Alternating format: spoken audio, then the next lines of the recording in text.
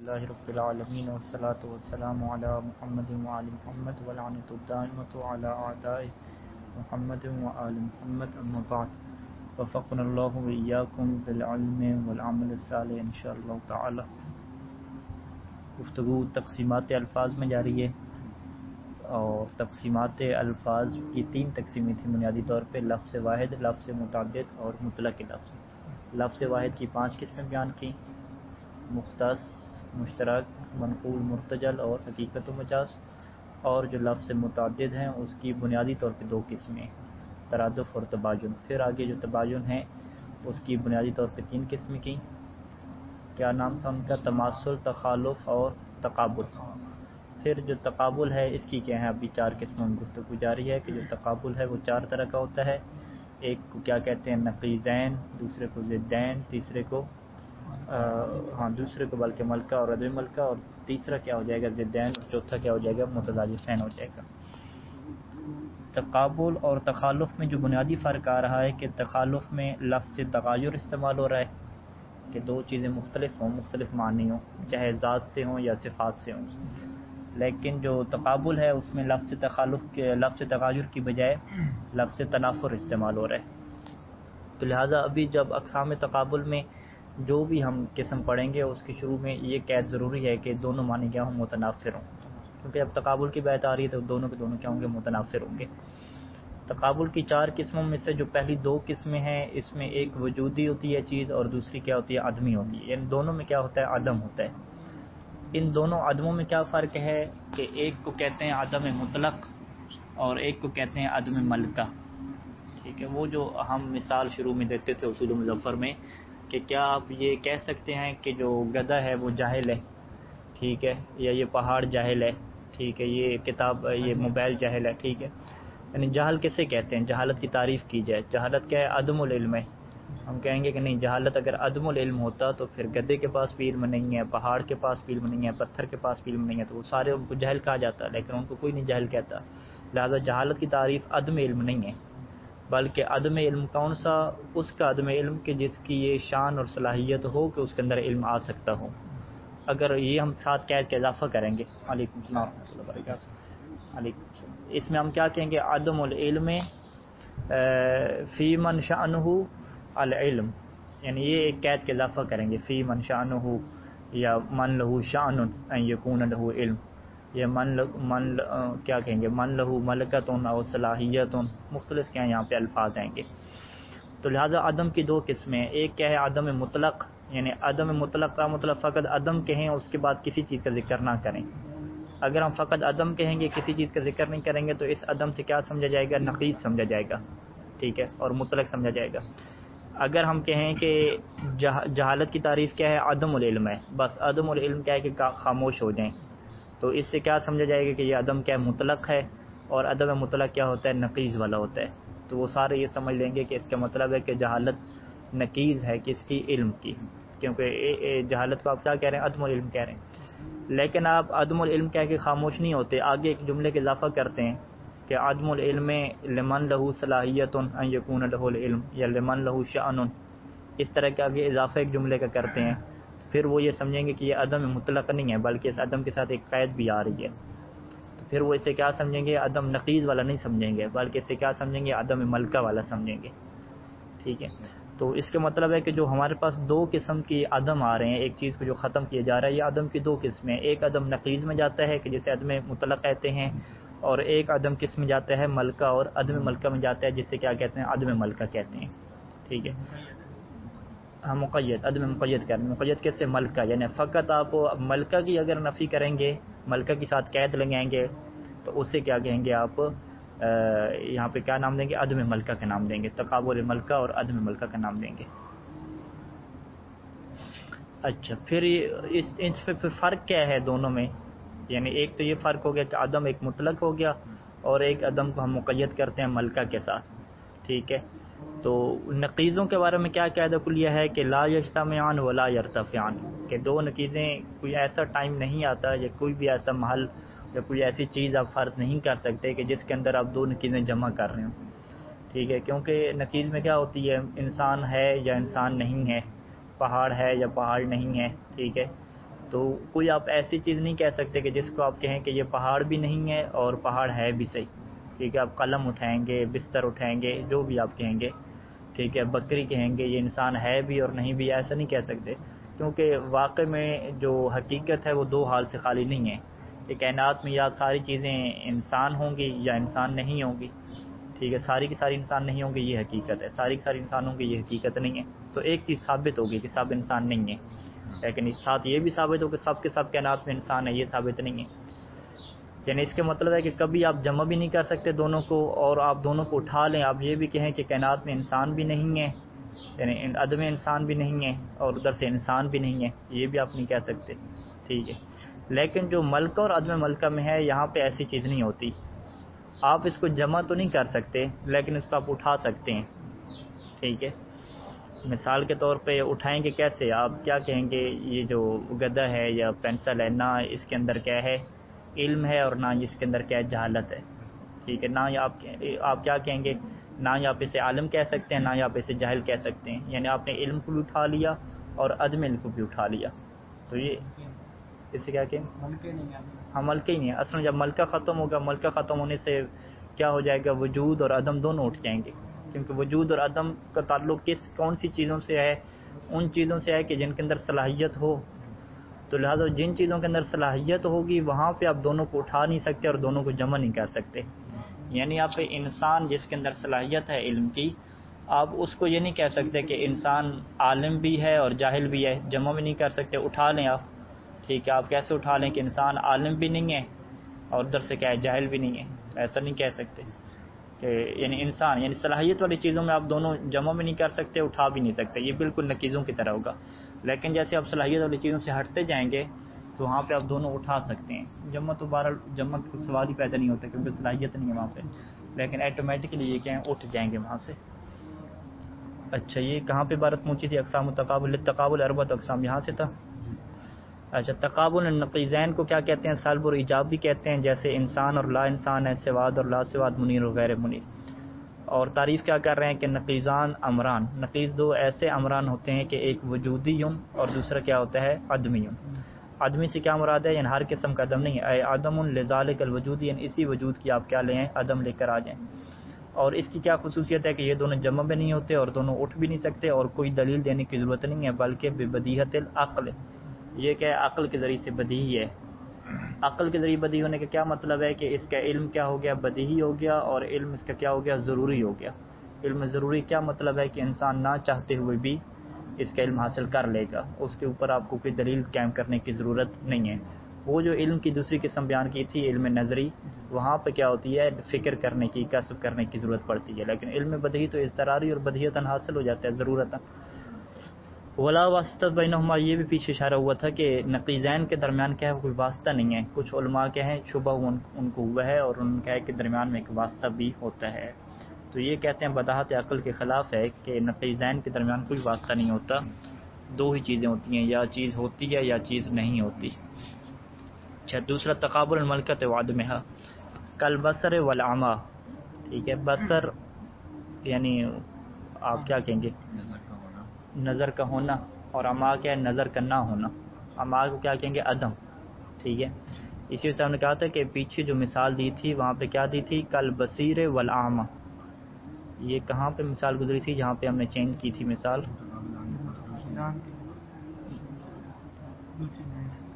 اچھا, جو تیسرا متقابلان جب شروع ہوا تھا, ہاں والاعمی والبصیر, وہاں پہ ہم نے یہ اعتراض کیا تھا کہ اعمی اور بصیر تو دونوں وجودی ہیں. ٹھیک ہے, اعمی کیسے کہتے ہیں وہ شخص جو اندھا ہو, اور بصیر کہتے ہیں وہ شخص جس کی آنکھیں ہوں. تو دونوں شخص موجود ہیں, ایسا تو نہیں ہوتا ایک عدم ہو اور ایک کیا ہو وجود ہو.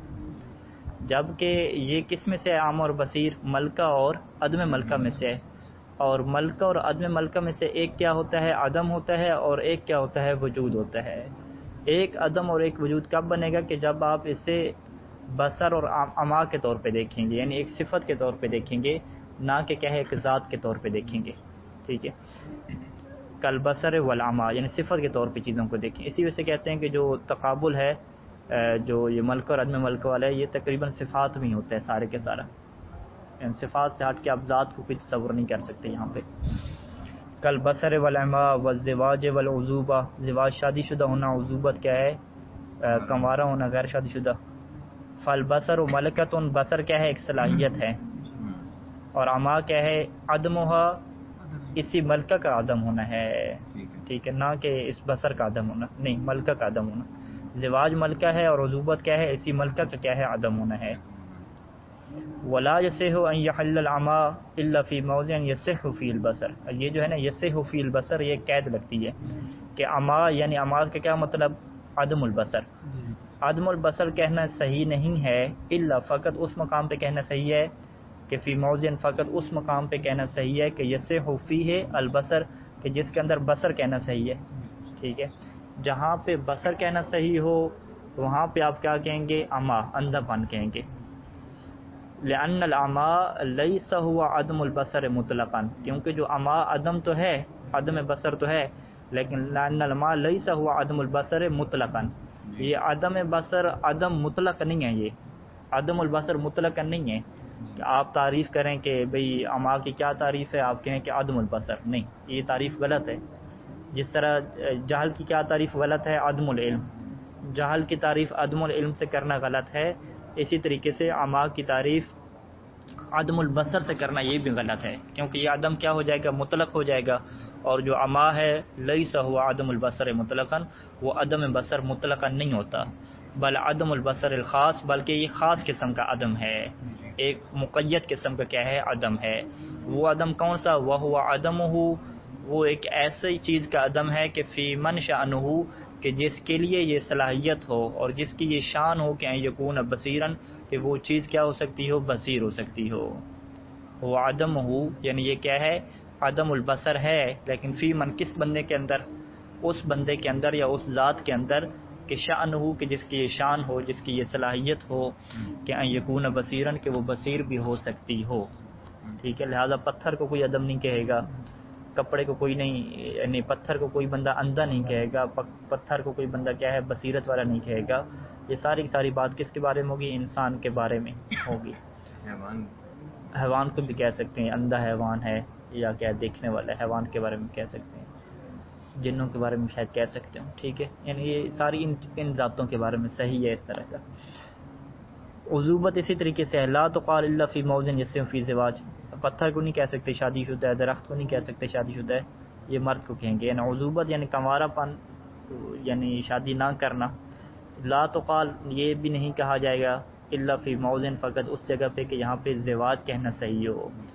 لا عدم الزواج مطلقا، یہ جو عزوبت ہے یہ عدم الزواج مطلق نہیں ہے، یہ کیا ہے عدم الزواج الخاص ہے. وہ عدم الزواج الخاص کیا ہے، لیکن اس بندے کی شادی کا نہ ہونا کہ جس کی یہ صلاحیت ہو کہ وہ شادی کر سکتا ہو. اب سارے بندوں کی صلاحیت ہے، ہم یہ تو نہیں کہہ سکتے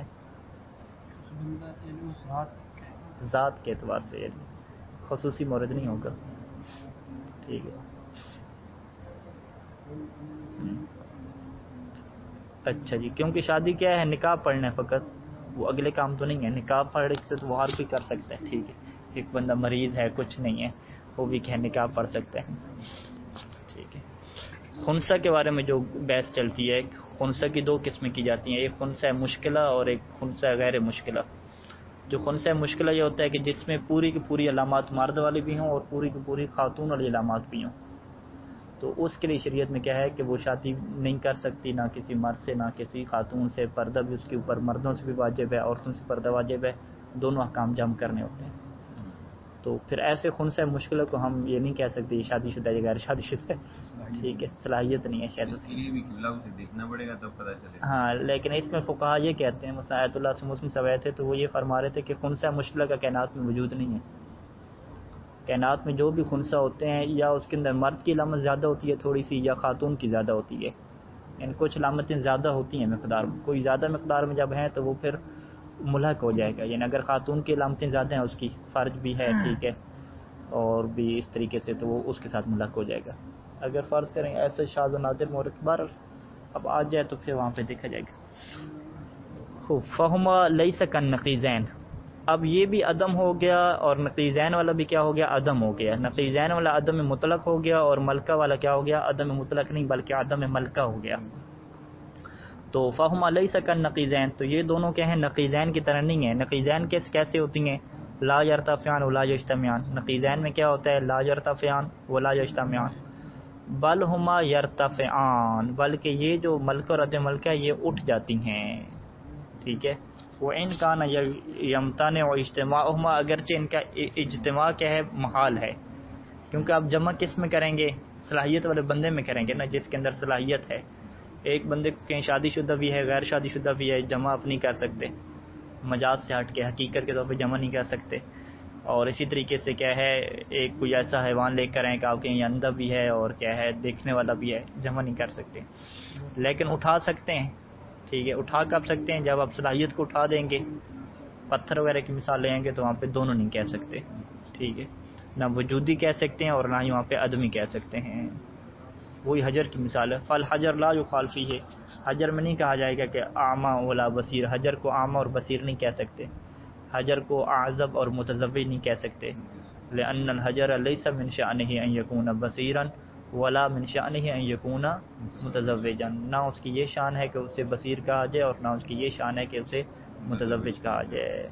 جب بصیر نہیں کہہ سکتے تو عدم بصیر بھی نہیں کہہ سکتے، ٹھیک ہے، کیونکہ عدم محتاج ہے اس بات کے کہ پہلے بصیر کہنا ممکن ہو، جب بصیر کہنا ممکن نہیں ہے تو پھر عدم بھی نہیں کہہ سکتے اسے۔ اذن پس تعریف کیا ہوگی ملکہ اور عدم ملکہ کی؟ امران، کہ ملکہ اور عدم ملکہ یہ دو امر ہوتے ہیں کہ ایک وجودی ہوتا ہے اور ایک عدمی ہوتا ہے۔ لا یجتمعان، یہ دونوں جمع نہیں ہو سکتے، ویجوز ان یرتفع فی موضع، اور اس کا ایک ایسی جگہ پہ ارتفاع جائز ہے، کون سی جگہ؟ لا تصح فیہ الملکہ، کہ جہاں پہ اصلا صلاحیت ہی نہ ہو، ٹھیک ہے۔ اس کا مطلب ہے کہ جس میں صلاحیت ہو، یعنی اس کا مفہوم نکالیں، فی موضع، ایسی جگہ پہ یجوز ممکن ہے، ان یرتفع، یہ اٹھ جائیں، کون سی جگہ؟ لا تصح فیہ الملکہ، کہ جس میں ملکہ نہ ہو، صلاحیت نہ ہو۔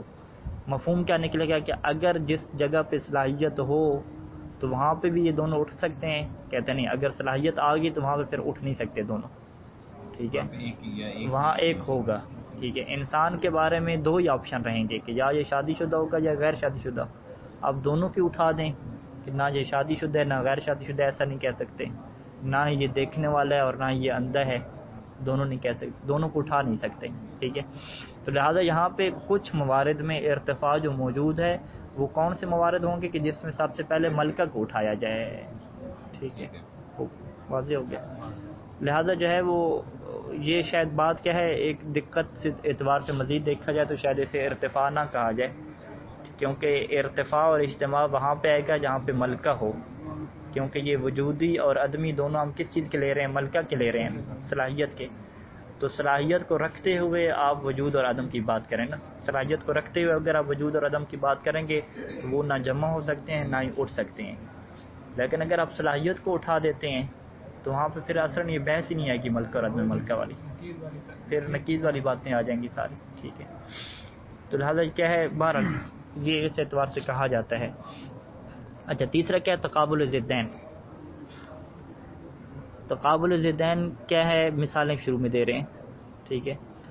حرارت اور برودت، ٹھیک ہے، یعنی حرارت گرم چیز اور برودت کیا ٹھنڈی، ٹھیک ہے، چیز تو نہیں کہیں گے، وہ گرمائش اور ٹھنڈک، کیوں کہیں گرمائش اور ٹھنڈک، کیونکہ یہ بھی کہیں صفات ہوتی ہیں، سواد اور بیاض، ٹھیک ہے، سیاہی اور سفیدی، فضیلت اور رذیلت، فضیلت یعنی اچھی خصوصیت جو ہوتی ہے، اچھی صفت، اور رذیلت کیا ہے؟ بری صفت۔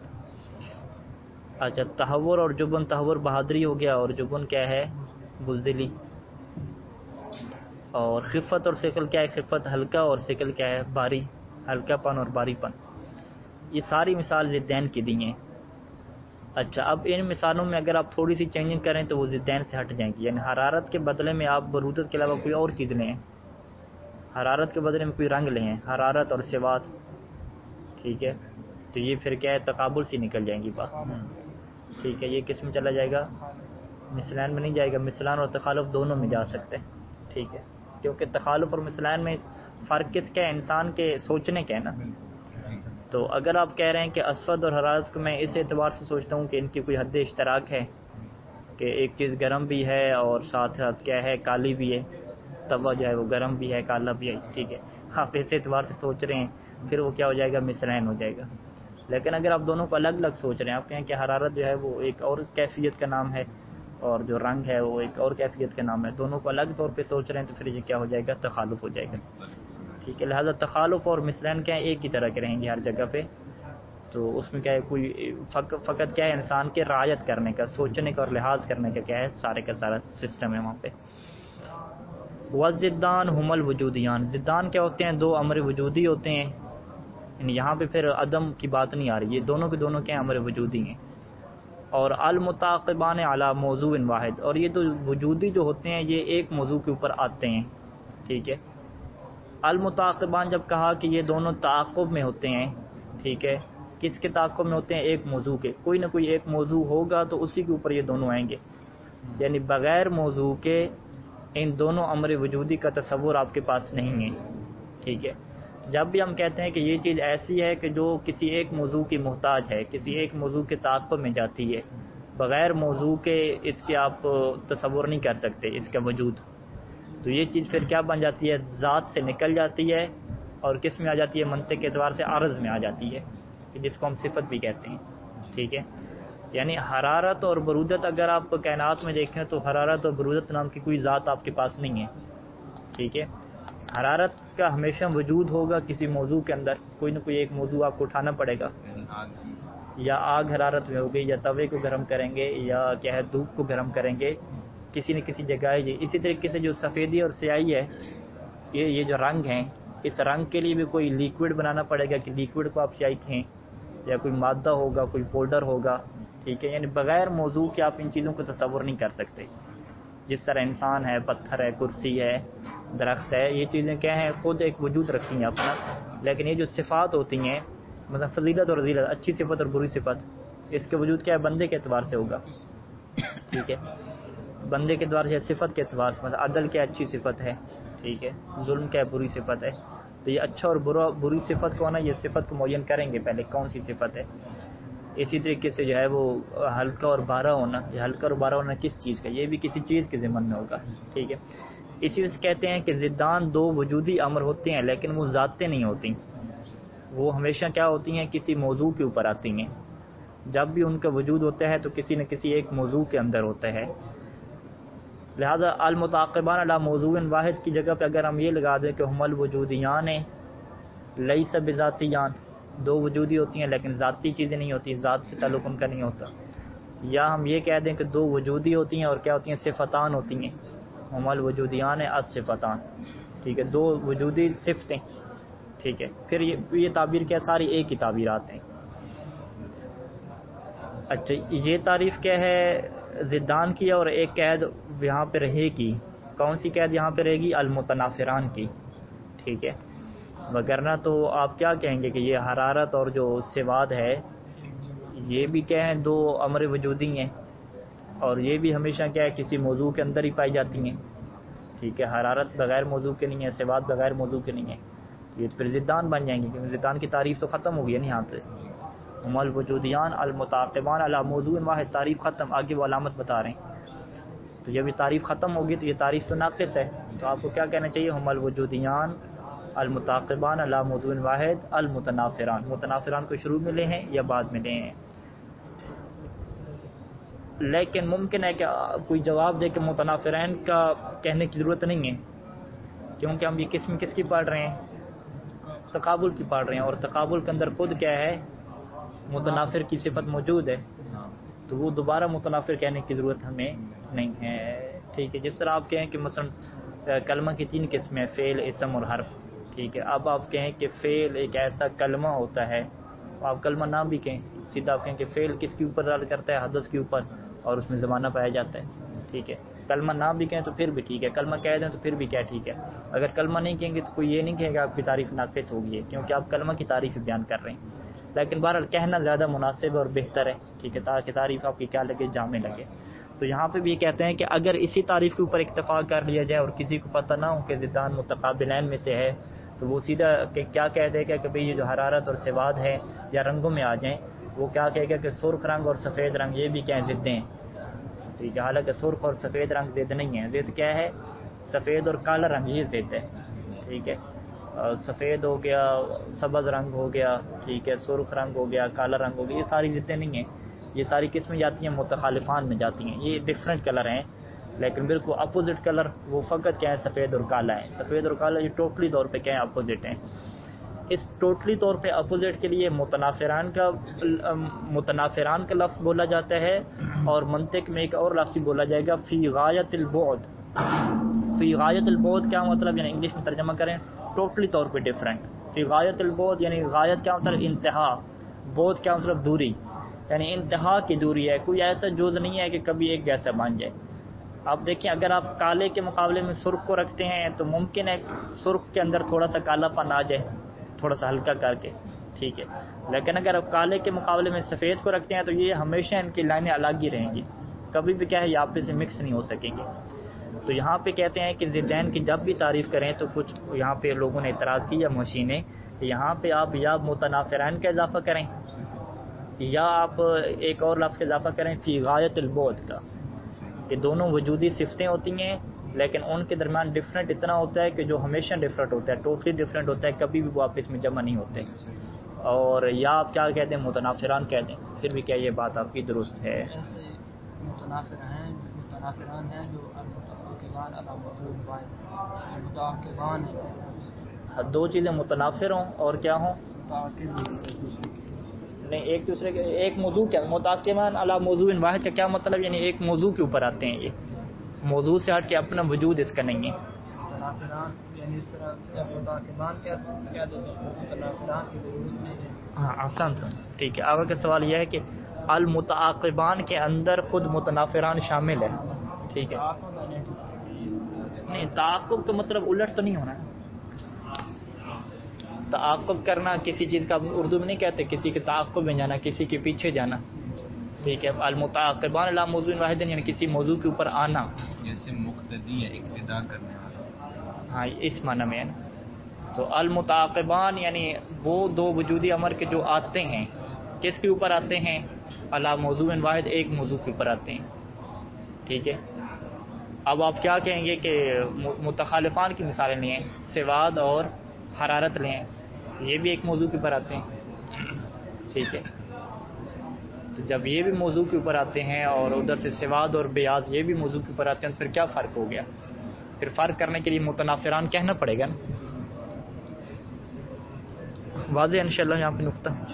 ولا یتصور اجتماعہما فیہ، اور یہاں پہ ممکن نہیں ہے کہ آپ تصور کریں کہ اجتماعہما کہ یہ دونوں ضدیں جمع ہو جاتی ہیں فیہ اس ایک موضوع کے اندر، یعنی ہمیشہ آئیں گی کسی ایک موضوع کے اوپر، لیکن ایک موضوع کے اوپر دونوں کو جمع کر دیں ایک ہی ٹائم پہ، ایسا آپ نہیں کہہ سکتے. اور ساتھ ساتھ ایک اور قید کا اضافہ کر رہے ہیں کہ ولا یتوقف تعقل احدہما علی تعقل الاخر، ایک کو تعقل کرنا یعنی ایک کو عقل میں تصور کرنا اس بات موقوف نہیں ہے کہ دوسرے کا بھی ساتھ تصور کیا جائے، ٹھیک ہے. یعنی ایک بندہ کالا کہہ رہا ہے تو ممکن ہے آپ کے ذہن میں سفید کا تصور نہ بھی ہے، ٹھیک ہے.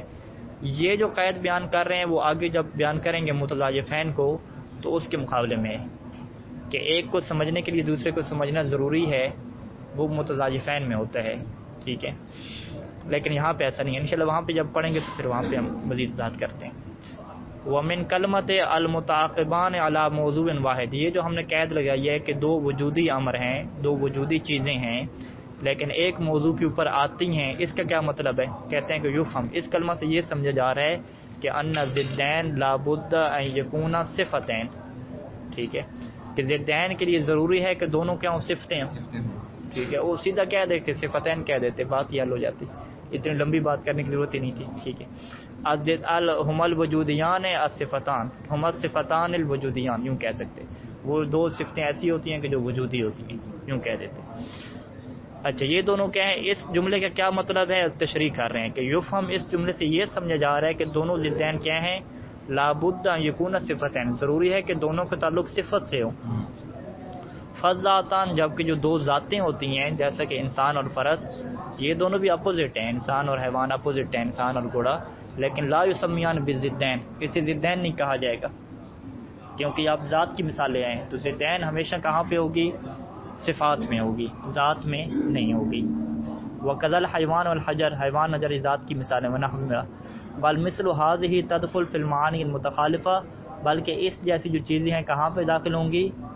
معنی متخالفہ میں، کما تقدم، تعبیر درست نہیں ہے، بل مثل هذا تدخل فی المعانی المتخالفہ او المتماثلہ، یا یہ متخالفہ میں داخل ہوں گی یا یہ متماثلہ میں، کیونکہ متخالف اور متماثلہ ایک ہی چیز ہیں، فقط ذہن نے لحاظ کرنا ہے، اگر اشتراک کو لحاظ کر لے تو مثلین بن جائیں گی، اختلاف کو لحاظ کر لے تو متخالفین بن جائیں گی۔ ایک یہ تعریف ہوگی۔ وَبِكَلْمَةٍ لَا يُتَوَقَّفْ، اور آخر پہ کہا کہ لا يُتَوَقَّفْ تَعَقُّلُ أَحَدِهِمَا عَلَى تَعَقُّلِ الْآخَرِ، اس سے کیا خارج ہوگا جو آخر میں بیان کریں گے؟ المتضایفان، یخرج المتضایفان لأنهما امران وجودیان ایضاً، کیونکہ متضایفان بھی کیا ہے؟ دو امر وجودی ہیں۔ اچھا، دو امر وجودی بھی ہیں اور امر صفتی بھی ہیں، ٹھیک ہے، وجودی کے ساتھ ساتھ صفتی بھی ہیں، یعنی یہ جو اوپر کہا نا کہ المتعاقبان علی موضوع واحد، وہ بھی کیا ہیں؟ المتعاقبان علی موضوع واحد ہیں۔ ولا يتصور اجتماعهما فیہ من جہت واحد، اور دو امر وجودی ہوتے ہیں کہ جن کا اجتماع جو ہے وہ فیہ، کسی ایک محل میں، کسی ایک موضوع میں ایک جہت سے جمع ہو جانا ممکن نہیں ہوتا۔ ولیکن تعقل احدہما، لیکن ایک کا جو سوچنا ہے وہ موقوف ہوتا ہے دوسرے کے سوچنے کے اوپر، وسیاتی، یہ بعد میں آئے گا، ابھی آنے والا ہے یہ، بعد میں جب بحث پڑھیں گے تقابل متضایفان والی تو اس سے یہ بات کیا ہوگی؟ مزید واضح ہوگی۔ چلیں پھر کل اس متضایفین کو پڑھتے ہیں اور پھر تمرین بھی ساتھ کر لیتے ہیں۔ اللہم صلی علی محمد۔